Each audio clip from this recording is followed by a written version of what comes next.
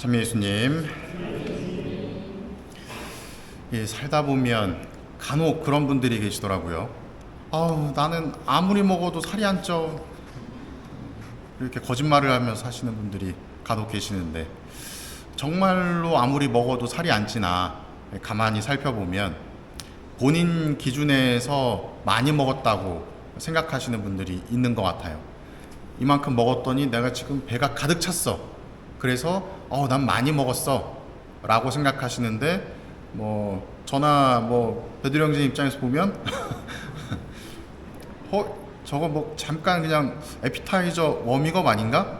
라고 느껴질 정도의 양을 드시고 많이 먹었다, 그래서 나는 많이 먹어도 살이 안 찌는 사람이다 라고 착각하시면서 살아가는 것 같아요.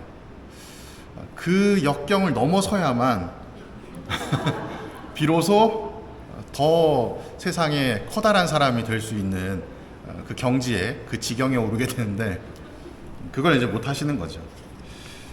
그래서 살찌는 분들, 저를 비롯해서 보면 결국은 원인 없는 결과는 없다. 그만큼 먹었기 때문에 찌는 거고, 또 많이 먹지 않는다 하더라도 그만큼 활동하지 않았기 때문에 찌는 것이 일반적인 모습이겠죠. 간혹 정말 말도 안 되게 그 유튜브에 나오는 먹방하는 사람들, 한 10인분, 20인분 먹어도 몸이 멀쩡해. 간혹 그렇게 이상한 별종들이 있긴 하지만 거의 100에 99은 다 많이 먹지 않아 놓고 많이 먹은 척 하면서 저희 같은 사람들을 기만하는 분들이다 볼 수 있습니다. 이처럼 어떤 결과는 많은 경우에 원인이 있기 때문에 결과가 나오는데, 오늘 일독서의 아모스 예언서가 나오는데, 북이스라엘에 아모스 예언자가 가서 예언을 하는 내용인데, 그 당시에 북이스라엘은 굉장히 성행했었던, 그러니까 어떤 통일왕국 시대 이후에 가장 크게 성행했었던 시기다라고 볼 수가 있어요. 왜냐하면 그 당시에 강대국이 아시리아였는데, 아시리아가 내부적인 문제로 외부로 전쟁을 나가거나 침략을 가거나 하는 일이 없었고, 또 북이스라엘 근처에 아람 왕국이라고 하는 왕국이 있었는데, 얘네도 전쟁 후유증으로 다른 데 신경 쓸 게 아니라 자기네들만 신경 써야 되는 상황. 그러다 보니 자연스럽게 북이스라엘을 침략하는 나라가 없었던 거예요. 그래서 북이스라엘이 예전에 잃어버렸던 땅들을 점차적으로 또 복구하고 회복하면서 왕의 길이라고 하는 이 무역로까지 다시 한번 쟁취하게 됩니다. 이 왕의 길이라 하면 어디냐면 갈릴레아 호수와 사해를 잇는 길인데, 이 길이 어떤 역할을 하냐, 이집트와 또 바빌론 인근 지역을 연결짓는 무역로였던 거예요. 그래서 거기를 차지하니 거기서 이제 그 통행료나 관세를 받으면서 굉장히 부가 축적되는 조건이 성립하게 되는 겁니다. 그러다 보니 사람들이 점점점 부유해지고 점점점 하느님이 아니라 재산에, 재물에 관심을 가지게 되고, 그로 인해서 많이 가진 사람들은 점점 많이 없는 분들을 무시하고 그들을 이용하고 하는 어떤 사회의 그런 걸 뭐라 그러죠? 양극화가 시작이 되는 거예요. 그 모습을 안타깝게 여긴 하느님께서 남유다에서 살고 있었던 아모스라고 하는 지극히 평범한 돌무화과 나무를 가꾸는 농부다라고 하는 그 아모스를 데려다가 북이스라엘의 예언자로 파견을 하시는 거예요.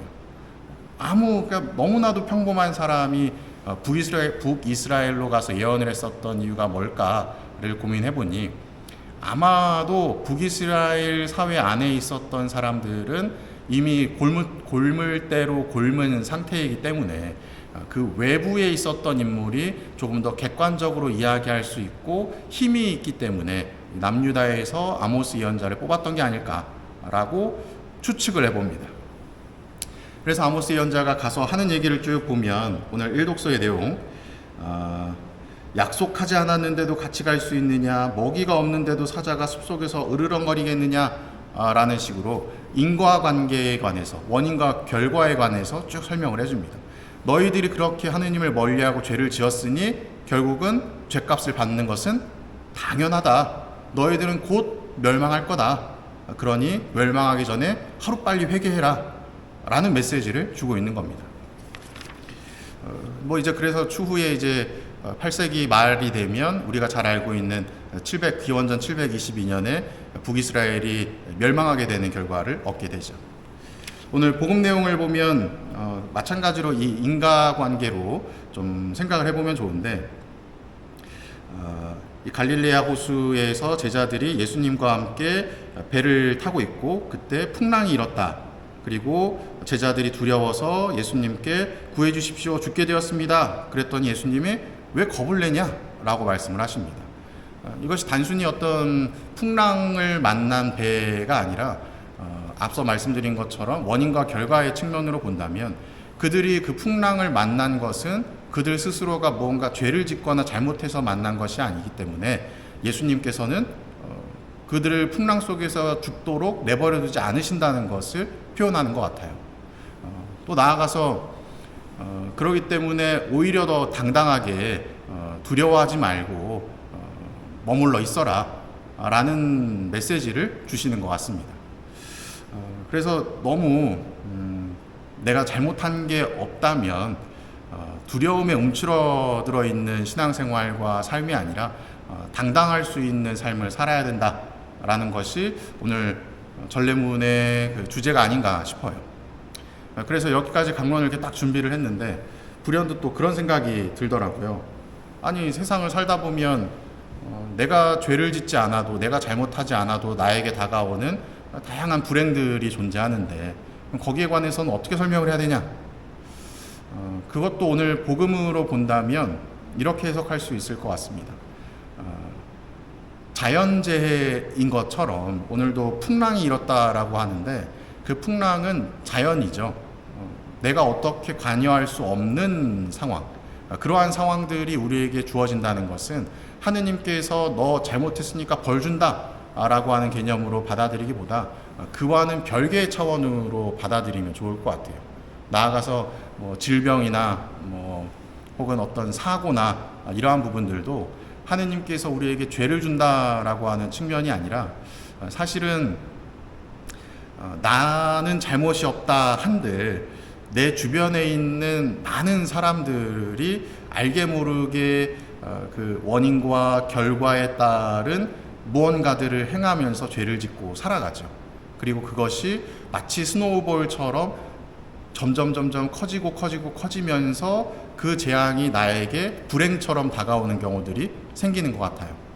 가령 내가 질병에 걸렸다라고 하는 것도 어찌 보면 유전적인 특성이 나에게 발현되었다라고 볼 수 있는데 그걸 또 역으로 추적해 보면 부모님이 그런 질병을 가지고 계셨거나 아니면 그때에 너무 몸에 안 좋은 걸 많이 드셔서 유전적인 변형이 일어났을 때 내가 또 출산했을 수도 있고 지금 당장의 나의 어떤 죄의 결과가 아니라 자연스럽게 행해졌던 많은 사람들의 그 행동에 대한 결과가 농축되어서 나에게서 드러나는 것이다. 갑자기 육교가 끊어져. 육교가 끊어진 게 내 잘못일까요? 아니겠죠? 육교를 지을 때 누군가가 욕심 때문에 철근을 좀 빼먹거나 시멘트 강성을 좀 약하게 하거나 물을 타거나 하는 그런 악행들이 쌓여서 나에게 불행으로 다가오는 것이죠. 그때에 우리가 취해야 되는 모습은 하느님 어떻게 나한테 이럴 수 있어? 하면서 내가 얼마나 열심히 했는데 하며 그 불행을 하느님께로 돌리는 것이 아니라 하느님 탓으로 돌리는 것이 아니라 그 불행 속에 있는 상황 안에 하느님께서 나를 구원해 주실 것이라는 사실로 힘을 얻고 용기를 얻어야 된다는 생각을 하게 됩니다. 하느님은 우리를 목 조르고 옥죄이고 그런 분이 아니라 내가 구렁 속에 빠져 있을 때 나를 그 구렁에서 꺼내 주시는 역할을 하시는 분이 하느님이시지 나를 더 그 구렁텅이로 밀어넣고 힘들게 하시는 분이 아니라는 거예요. 그러니 원인을 하느님께로 돌리는 것이 아니라 누군가의 작은 사소한 죄 때문에 불행스럽게도 나에게 그러한 일들이 생겼고 그런 불행 속에서 하느님께서 하시는 것은 나를 더 밀어내는 것이 아니라 거기서 구원해 주기 위해 용기를 주시고 힘을 주시는 분이라는 것을 기억하셨으면 좋겠습니다. 여러분들의 삶 안에 많은 힘듦과 고통들이 있으실 텐데 그때마다 하느님께서 내밀어 주시는 손을 꼭 붙잡는 그런 신앙인이 되셨으면 좋겠습니다. 사랑합니다.